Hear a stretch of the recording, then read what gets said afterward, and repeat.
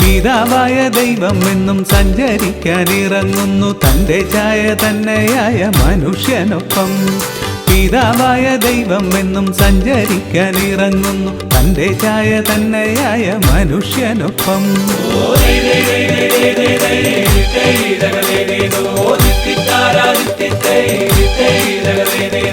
എന്നാൽ അതാ ചതിയനും വഞ്ചകനുമായ സർപ്പം ഇഴഞ്ഞിഴഞ്ഞിതാ വന്നു ഹവ്വായോടോതി, ഏതെങ്കിലും വൃക്ഷത്തിന്റെ ഫലം നിങ്ങൾ കഴിക്കരുതെന്നു ദൈവം നിങ്ങളോട് കൽപ്പിച്ചിട്ടുണ്ടോ?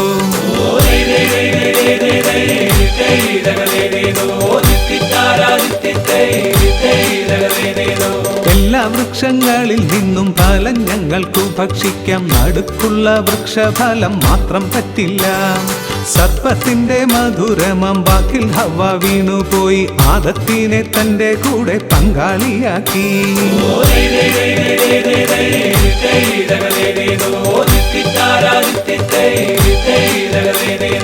അവിടെ നിന്നാരംഭിച്ച പാപത്തിന്റെ വഴികളെ മനുഷ്യ മക്കൾ പിന്നെയും പിന്തുടർന്നല്ലോ. ദൈവം തന്റെ മക്കളുടെ തിന്മ കണ്ടു വിഷമിച്ചു, ജന്മം നൽകിയതോ തങ്ങ് പരിതപിച്ചു.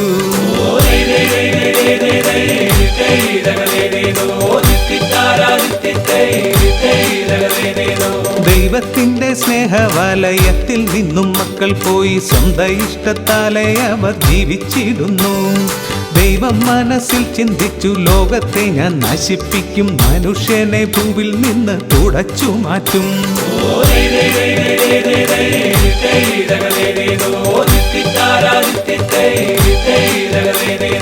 അപ്പോഴതാ കറയറ്റ നോഹ എന്ന മനുഷ്യനെ ദൈവം ഈ ഭൂമിയിൽ തന്നെ കണ്ടെത്തിയിടുന്നു.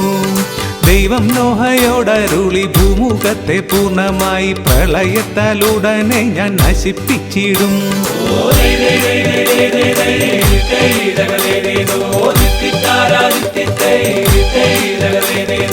എന്നാൽ നീയോ പുത്ര എന്റെ പ്രീതിക്കു പാത്രമായല്ലോ, ഞാനരുളും പോലെയൊരു പെട്ടകം തീർക്കൂ. നിന്റെ ഭാര്യയും മക്കളും മരുമക്കളും പിന്നെ എല്ലാത്തരം ജീവികളെ മതിൽ കയറ്റൂ.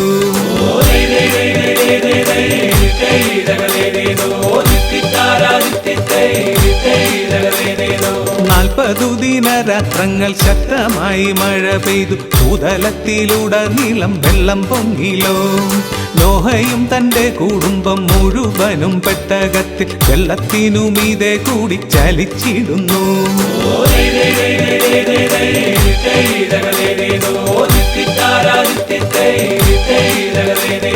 സർവജീവജാലങ്ങളും വെള്ളത്താൽ നശിക്കപ്പെട്ടു. നോഹയെ ആ സമയം ദൈവമോർത്തല്ലോ.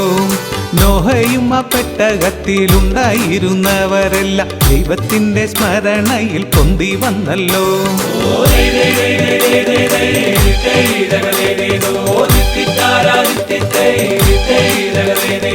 നോഹയത കർത്താവിന് ബലിപീഠം തീർത്തിടുന്നു, ബലിയർപ്പിച്ചാരാധിച്ചിടുന്ന കുടുംബം.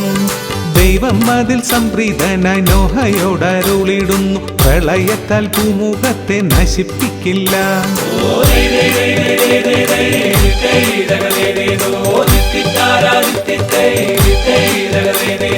ദൈവം നോഹയോടായൊരു ഉടമ്പടി സ്ഥാപിക്കുന്നു, മഴവില്ലതടയാളമായി തെളിഞ്ഞു.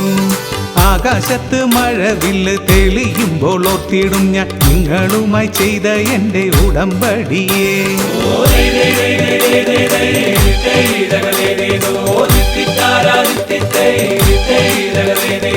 ദൈവം നോഹയോടരുളി, പെരുകി വർദ്ധിച്ചിടുക, ഭൂതലം മുഴുവൻ പോയി കീഴടക്കുവിൻ. നന്മ ചെയ്തു ജീവിച്ചിരിൽ തിന്മയെ വെറുത്തിടുകിൽ ദൈവമക്കളെന്നു നാമും വിളിക്കപ്പെടും.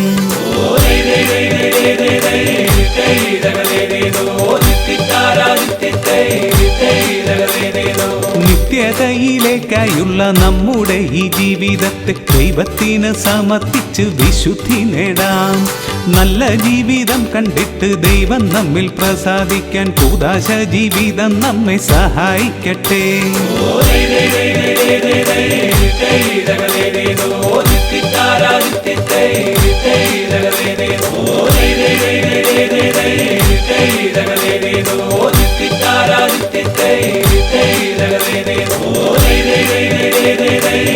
Hey,